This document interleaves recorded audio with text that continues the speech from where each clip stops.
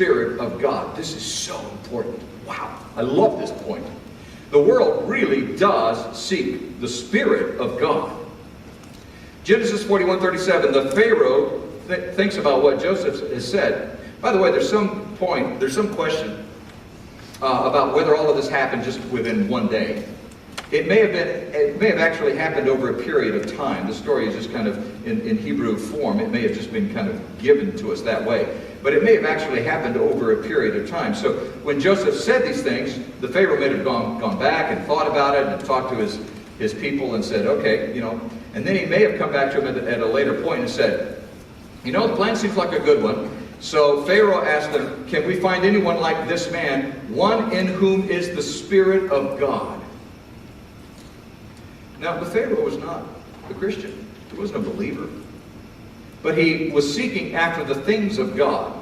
Man, even lost, desperate man, wants the things of God. How could he not? Love, joy, peace, long-suffering, gentleness, kindness. He wants those things. And when a man who is filled with the Spirit of God is presented before them, they're willing to listen. Now, sometimes they react harshly. Sometimes they'll even kill him or her. But the fact of the matter is that the world really is longing for the truth of the Spirit of God.